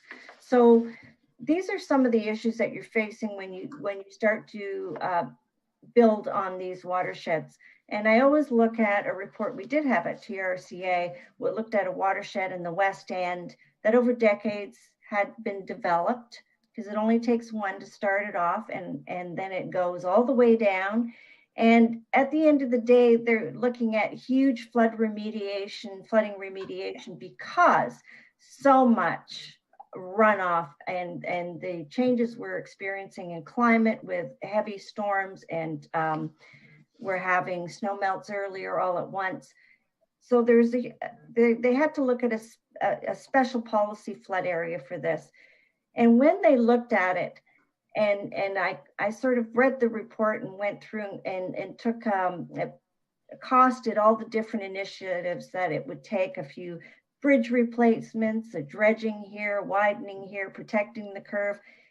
It was a whopping $57 million to mitigate and fix some of these problems that are happening on this watershed. And it's something we don't want to see here on the Carruthers watershed, because again, that falls on the taxpayers to pay for. There's a reason why these lands are protected. So that's all I wanted to say, basically, that we have an opportunity here, and this motion basically is requesting that, you know, they explore options for the green belt, that they do include the Carruthers headwaters, and that our staff prepare some comments for the environmental registry. We have until, I think it is April the 19th, in which to respond on the registry, and I would encourage other residents to do so as well, and make sure that the information is on the website for you. I know that our residents were extremely involved in 2018 when they did the review on the green belt, and have been for years. We've done a lot of work in that area. So I really encourage you to, you know, look on the Ontario Registry website and put forward your comments. Thank you. Thank you. Councillor Bauer, do you want to speak as a seconder? Thank you, Chair. Yes, please. Just very quickly. Thank you to Councillor Dyes. I echo all of her comments, and she's very passionate about this, and I'm happy to second her motion. You know, we all know how vital and important green space is, green belt is, white belt, and how important it is for us to really find that balance between good planning and protecting our planet, protecting our environment. So, and we need to rely on, as it says in the motion, science-informed decisions and real expert advice. So I'm pleased to put forth this motion with Councillor Dyes to second it. Thank you, Chair. Thank you. Any other members of council wish to speak or ask questions on this motion? I'll just point out quickly, we're all aware of the letter I got from Minister Clark about 11, 12 days ago regarding our Annandale site and the Urban River Valley lands. And we had, when they had first reached out for this Greenbelt consultation, we had specifically asked them, and I think I'd sent a letter specifically asking, or I think that the CAO did actually, were our Annandale lands included in the Urban River Valley? Because our staff had told us the developable portion, the prestige employment designated portion in the official plan was not, was well outside, but of course the creek and that small wetland area were. And so I had to be very careful the way we answered that letter, because the letter asked if Ajax wanted the lands taken out of consideration. First of all, the lands weren't in consideration. The upper developable area was outside of the Urban River Valley. And I want to make that very clear. But the remainder of the land, 60+% of the entire property, absolutely, I think we should be looking at and making recommendations that be considered as part of this Greenbelt initiative. So I did say that in the letter, and I tried to make it very clear that absolutely we do not want the developable portion in, because it's not in anyway, but the piece that is in, we absolutely support being considered. So I think that message was sent loud and clear. I haven't heard a response yet, but I do think it is important for our staff to send our comments as well with regards to this in this process. So I'll be supporting the resolution. Anything else by any members of council? Hearing, seeing none. Those in favor of the motion? I see all hands, including me. That carries. And that finishes our motions. Moving on to confirming bylaw. Oops, sorry, hold on. Moving on to bylaws, there are none. Any notices of motion? Councillor Lee, I believe you had one, and Councillor Tyler Moore. Announcements. Oh, no, sorry. Okay, sorry, Councillor Lee. Thank you, Chair. I'm just serving notice of motion for the April meeting that Councillor Dyes and I will just be putting forward the motion regarding setting emissions targets for the town of Ajax. So we had achieved the 2021s, but we have nothing going forward into the future. So they're very much in line with the regions that finance had passed, I think a few weeks ago. But I just wanted to make sure we have something that this municipality can put in writing and strive towards. There'll be community targets as well as corporation targets. So looking forward to bringing that right around Earth Day. Perfect. Any other notices of motion? Okay, new business and announcements. Councillor Tyler Moore. Thank you. There you go. There you go. I'm in play. Regional Councillor Marilyn Crawford and I are hosting our own Ward 1 community meeting next Monday, March 29th at 7 p.m. You'll see some social media announcements going out. We always love seeing new faces, and the ones that join us often, they're always fun conversations, and we get a lot of information out. It's a good time for residents to come on and ask us questions. And if we don't have the questions on the spot, we get back to you real quick with staff answers. So that is Monday, March 29th at 7 p.m. and it will be a Zoom meeting. We'll send you links, send us your emails if you want to be part of that. Thank you. Thank you. Councillor Khan. Thank you, Your Worship. Ward 2, in a matter of exactly 22 hours. You can't miss this. It's our Ward 2 meeting. Meet me, Ashmead Cannon, Sterling Lee, Town of Ajax Ward 2 Regional Councillor, and discuss Ward 2 community issues at our upcoming virtual ward meeting tomorrow, March 23rd at 7 p.m. online via Zoom, and registration is required. It's the big show, guys. Don't miss it. Thank you. Sure. Thank you. Councillor Bauer. Thank you, Chair. That's hard to follow, Councillor Khan. Just an invitation to all residents on Tuesday, March 30th, so next Tuesday from 7 to 9 p.m. There is a public open house for the zoning bylaw amendment regarding the property at Shoal Point and Bailey Streets. So it is, I believe registration is also required for that. Next Tuesday night, public open house starting at 7. Thank you. Thank you. Councillor Lee. Thank you. I'm not sure this is the place or the time, but I'm just going to do it anyways. I just want to give a shout out to MPP Jennifer French. So we had talked a lot about the Duffins Creek protection and the MZOs. MPP French is from our neighbor in Oshawa, has absolutely been advocating on behalf of the environmental side of this, and on behalf of, in a sense, a lot of Ajax's interests on this matter. I think she spoke half a dozen times in the legislature, was at the march.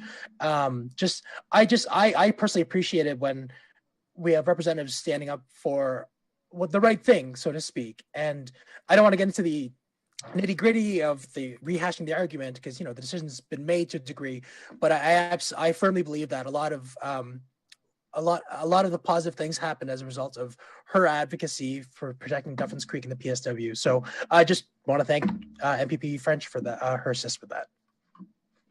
Okay, and probably MPP Mike Schreiner as well, who stepped up quite a few times, leader of the Green Party in our defense on that. So thank you to them as well.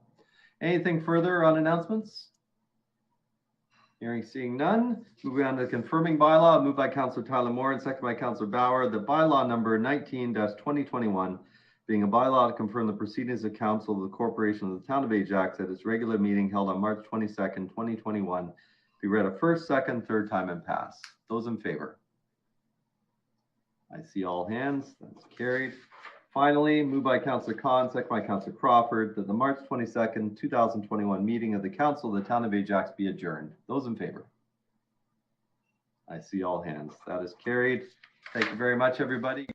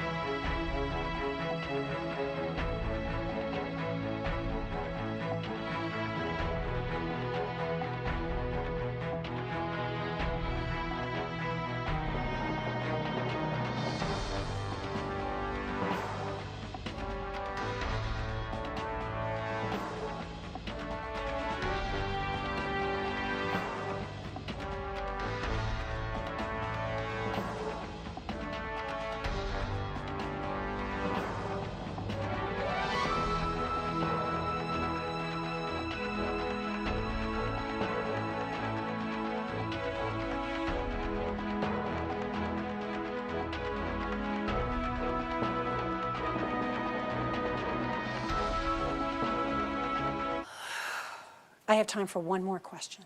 Yes. So I'm just to follow with the trip kind of questions. I'm supposed to go on a trip. It's a long trip and I don't want to go. Yeah, that's what I got. Don't do it. Please don't do it. I don't want to go. Then don't. But what Then would don't. what would my I'm getting a lot of people in my life telling me to go. That's because you yourself have doubts. You yourself are questioning it. It's also about setting boundaries, really honoring yourself, because that's the point we're at now. With you, it's that whole idea of what do I want, what do I need, what do I desire. That's the rigidity, right? The rigidity is what am I supposed to do? Be ordered, do what's right, do what everybody tells me, what I'm supposed to do, be the good girl, be the good daughter, be the good friend. Like, do you see? So for you, it's about stepping back and going, what do I want? Right. Okay. And follow that. You're not going to hurt anybody by it, and I got that too. Don't. Okay? It's not going to do anything for you. Thank you so much, everyone, for coming. If you want to know more about me, it's raisingenergy.com. On Instagram, it's @raisingenergy. I hope you guys have an amazing night. I hope you had fun. I had fun. Have a good drive home.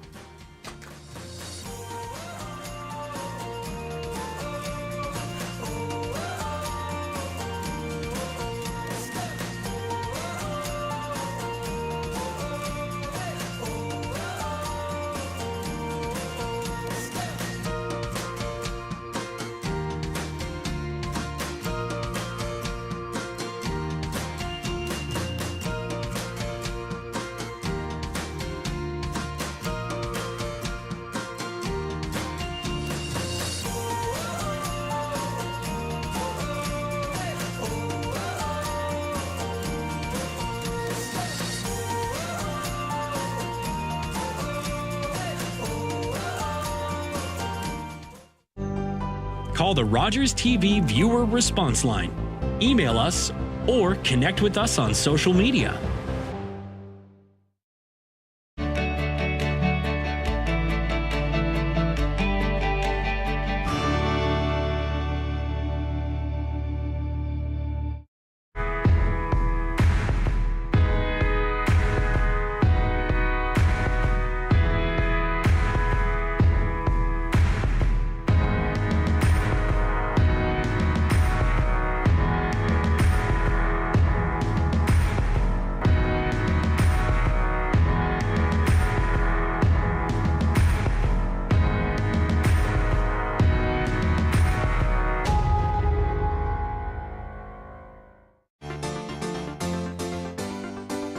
Every week, I go to a club. I act like I'm too drunk to stand. And every week... Oh, I thought that you were... Really drunk? Yeah. I'm not. I'm a nice guy.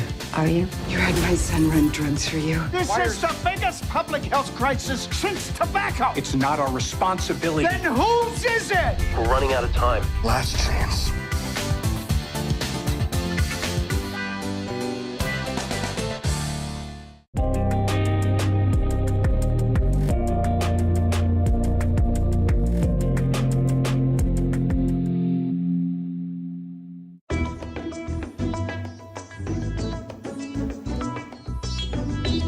Hello, everyone, and welcome to In Your Business. I'm your host, Marissa Lynn.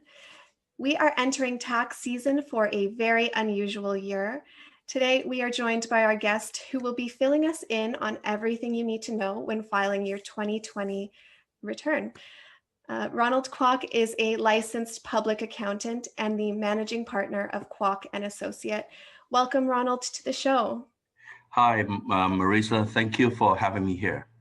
Thank you for joining us today, Ronald. Ronald, you are quite an accomplished accountant.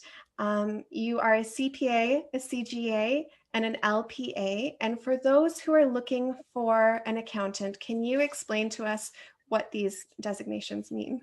Well, it's a bit confusing to the people, but in the past, there are 3 accounting designations in Canada, CA, CGA, and CMA. About 6-7 years ago, the 3 associations merged into one called CPA Canada. And then we have LPA. After the merger, then we have another new designation called LPA. LPA can do assurance work. That means they put an opinion on the financial statement, either review financial statement or audited financial statement. Banker might need a higher level of assurance. That's why there's an LPA. A licensed public accountant can do assurance work. And yeah, so that's why there are like 3 destinations for an accountant. I'm a CPA, CGA, and LPA. Those are great. Is that clear? That is clear, and definitely when you're looking for an accountant, these are great designations to have. Ron, can you tell us a little bit about the services that you offer at Kwok and Associate? Right. We are a full service accounting firm. For individual, we do personal income tax. And for self-employed people, we also do the tax return. And if they need to, and also for small business, we do, for corporation and small business, we do their corporate tax return. And we do simple tasks like daily routine, like bookkeeping too, because a small startup company, they might not have a full-time bookkeeper internally. So we can help them to take care of the bookkeeping for CRA requirement, and they can concentrate on their operation. So we do simple work, and we also do complicated work like corporate reorganization, estate planning, stuff like that. Also, we do business plan. For a lot of business, they need financing. They need to borrow money from the bank, and the bank require the business to do a business plan. So we help we also help them to do a business plan. So we are a full service accounting firm. Fantastic. Thank you. Ron, so it has been an unusual year, 2020, and businesses and individuals are now looking to file their returns. So I'd like to ask you, last year, the CRA extended the deadline for filing the returns. What's the deadline this year? Yeah, it's a good question.